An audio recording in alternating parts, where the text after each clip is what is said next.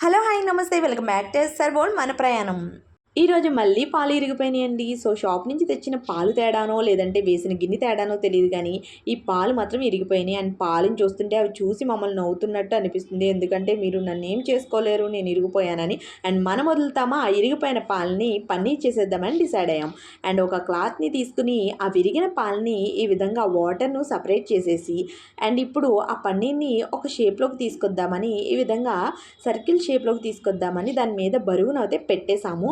And 1 hour తర్వాత చూస్తే మాకైతే పన్నీర్ ఈ విధంగా రెడీ అయిపోయింది.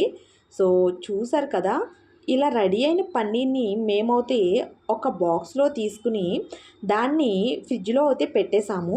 సో ఈ పన్నీర్ని ఏం చేద్దామని చాలా ఆలోచించాము. అండ్ సరదాగా పన్నీర్ మెజెస్టిక్ని ట్రై చేద్దాం అనిపించింది. సో రిజల్ట్ ఏమైందనేది కూడా వీడియో లాస్ట్ వరకు చూడండి.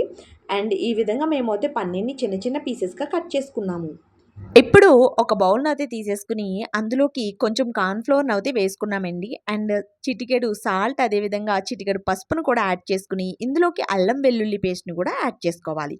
సో ఇలా యాడ్ చేసుకొని కొంచెం కొంచెం వాటర్ మిక్స్ చేసుకుంటూ బాగా పల్చగా కాకుండా, అదేవిధంగా బాగా చిక్కగా కాకుండా మనం వీడియోలో చూపిస్తున్న విధంగా కన్సిస్టెన్సీ వచ్చేంత వరకు మిక్స్ చేసుకుని ఇప్పుడు కట్ చేసిన పీసెస్‌ని ఇందులోకి వేసి బాగా మిక్స్ చేసుకొని పక్కన పెట్టుకోవాలి. అండ్ స్టవ్ ఆన్ చేసి కడాయి పెట్టుకుని అందులో ఆయిల్‌ని వేసుకుని ఆయిల్ హీట్ ఎక్కగానే మనం ప్రిపేర్ చేసుకున్న పన్నీర్ పీసెస్‌ని అందులోకి వేసుకుని బ్రౌన్ కలర్ వచ్చేంత వరకు వేయించుకుని అండ్ వాటిని కూడా ఒక పక్కన పెట్టేసుకోవాలి. అండ్ ఇప్పుడు స్టవ్ ఆన్ చేసుకుని మరొక కడాయిలో ఆయిల్ యాడ్ చేసుకుని చిన్న చిన్న పీసెస్‌గా కట్ చేసిన వెల్లుల్లి, అదేవిధంగా 2 ఎండుమిర్చిని కూడా వేసేసుకున్నాం. అండ్ కాజును కూడా యాడ్ చేసుకుని బాగా దోరగా ఏగనివ్వాలి.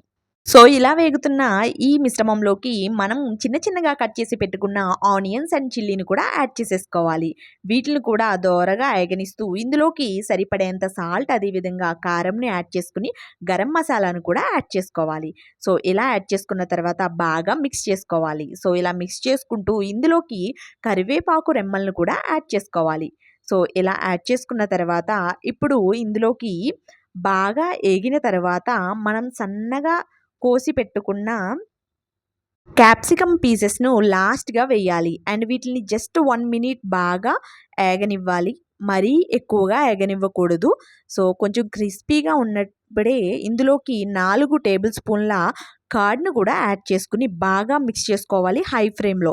సో అలా బాగా మిక్స్ చేసుకున్న తర్వాత ఇప్పుడు మూత పెట్టి ఒక 3 నిమిషాలు ఉడకనిచ్చిన తర్వాత ఈ విధంగా ఆ మిశ్రమం అనేది రెడీ అయిన తర్వాత మనం ప్రిపేర్ చేసుకున్న పన్నీర్‌ను ఇందులోకి ట్రాన్స్‌ఫర్ చేసేసుకుంటే గుమగుమలాడే పన్నీర్ మెజెస్టిక్ అనేది రెడీ అయిపోతుందండి. అది కూడా సేమ్ ఎలా ఉందంటే టేస్ట్ చేస్తే అచ్చం రెస్టారెంట్ స్టైల్‌లో వచ్చింది. సో మీరు కూడా తప్పకుండా ట్రై చేయండి. And if you like this video please like, share, subscribe. Bye friends.